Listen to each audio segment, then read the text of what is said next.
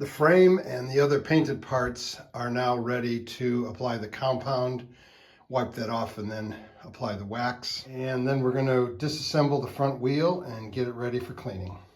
That's what's happening on this episode of Featherstone Bicycles.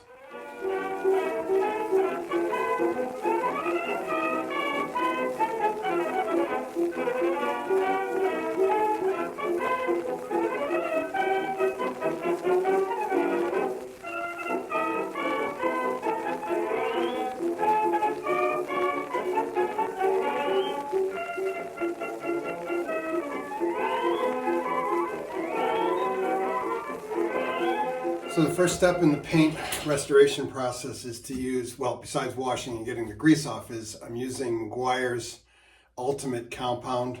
It's a liquid compound. You've been with the channel a while, you know the drill here. Try not to get it on yourself. Put that on an applicator pad, and then you rub it on, and then you rub it off. Now, in the past, I've said that at least for the 60s and 70s, this did not at all affect the decals.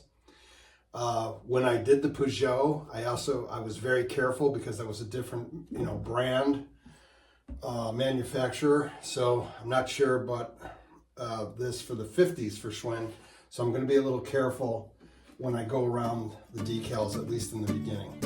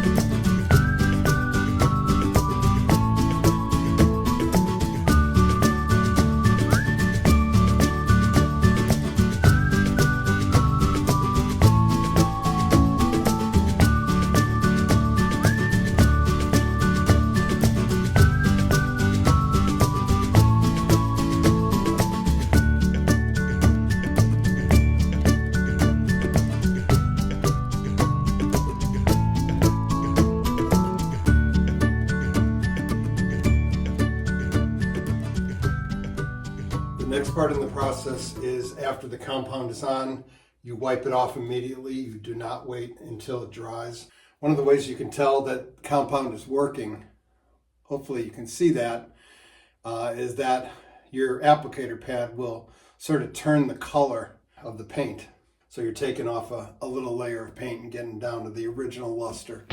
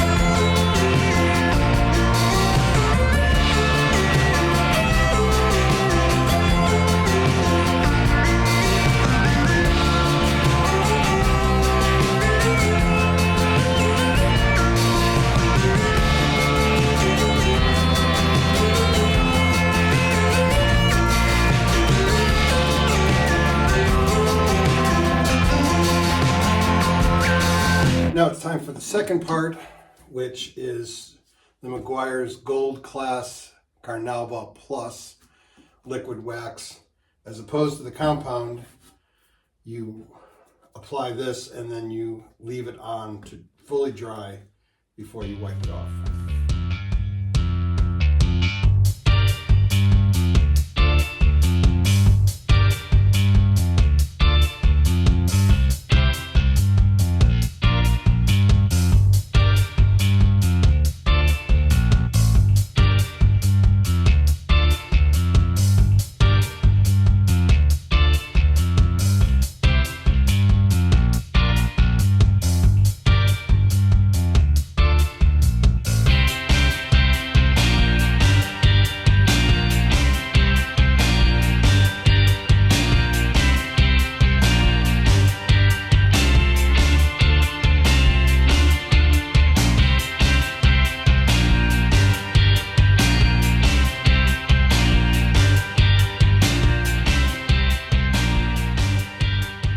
Now, in what I imagine will be incredibly fast time lapse, I'm going to do that whole process over again for the fork and for the chain guard.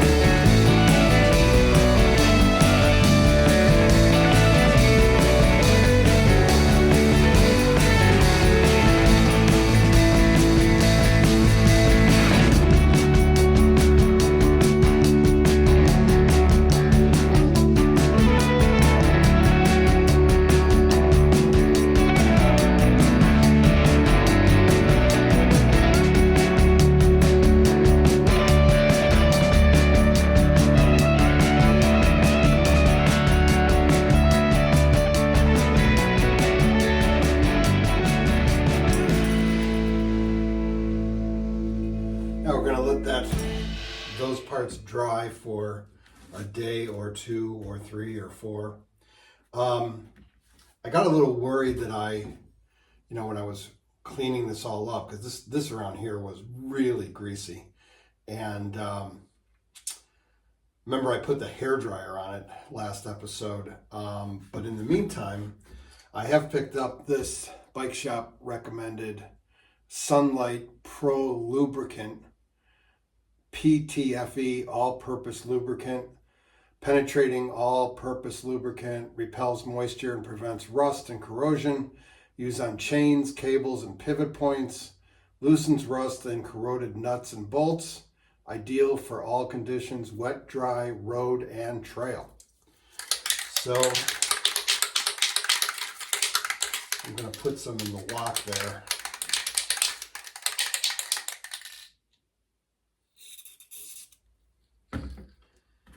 And put the key in there and turn it a couple times.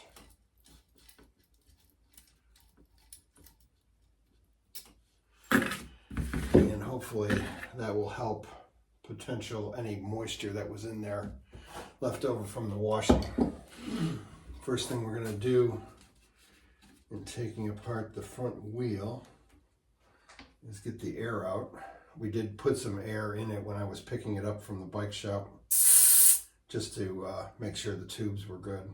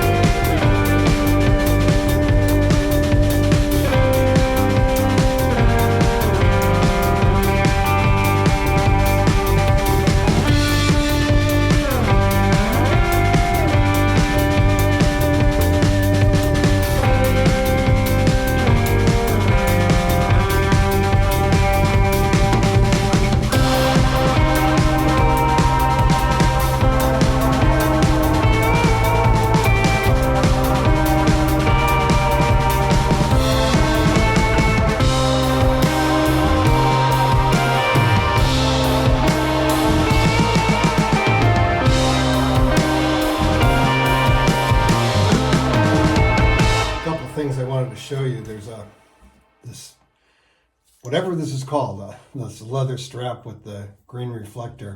It's got a nut that goes into the reflector and is holding that on. The leather is starting to crack here a little bit, so I just put a little dab of that penetrating oil in there. I'm gonna let that sit for a while because I don't want to mess that up.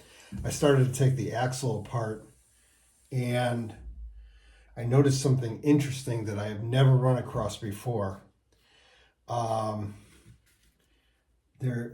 These are the cone nuts. There's no lock nut on the cones, and they just started coming off. They were just, hand tight. So I don't know how common that was back in the day, but I'll take this apart. I'm assuming there also are no bearing cages, although I'm not 100% sure, but I see that there's dust caps, so that usually indicates that those bearings are just loose in there. Yeah, I mean, this is the cone nut, and there were no lock nuts there. The back, of course, would be Sturmey Archer, so it may be different. There's that. That's going to take some doing to get that out. I'm going to have to put that in the axle vise. Oh, you know what? They are in cages. So we're going to have to get that dust cap out of there. Oh, that came out pretty easy. There's our little bearings. See if the other side cooperates. Yep. Pretty crazy for a 71-year-old bike. Again, was very well taken care of. Anyway, I'm going to hold off on trying to get that. Oh, you know what? It just came loose.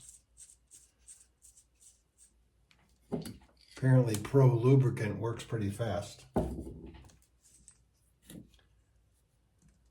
Okay. There's that. There's that.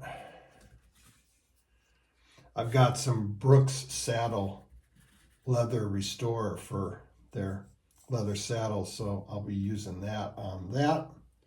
There's our hub. Here's our spokes. I failed to mention before I started taking it apart that this is a 4-cross, as is the back wheel. So we'll have to remember that when we put it together, or else we're going to have spokes sticking way out. The other thing I noticed, there was a couple, I know that was incredibly fast time lapse, but you may have noticed I skipped a couple with the power drill with the screwdriver on the end, and they were really hard to loosen up when I was going around loosening them first, and they were starting to twist the spokes, and I, because we want to keep this all original, I did not want to break any of the spokes. However, I did notice there's some spokes that are a little bent. We can fix that. But I did notice, and you'll see right here, that one of those nipples was different, but shorter by about 1/8 of an inch. So I'm assuming the spoke that was on was replaced. I didn't yet, haven't gotten into it until I start to clean them next week.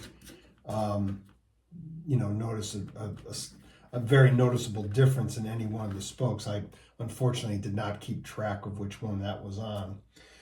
But if you've been with the channel for a while, you know from the Schwinn honey hole, if there's one thing I have a lot of, it's spoke nipples. So I'm going to go through there and see if I can find one that is this length and replace it so that it's original. The only other weird thing about this was that on the one side there was the one kind of standard washer, and on the other side there was that washer plus another one. So I don't know why they would have done that. It's just really a matter of tightening this. Anyway, I think we're done here for today. Next week, we're going to take the polish, wipe the polish off the frame and the other metal parts, clean the front wheel, and put it all back together. Thanks for sticking with me, and I hope to see you next time on Featherstone Bicycles.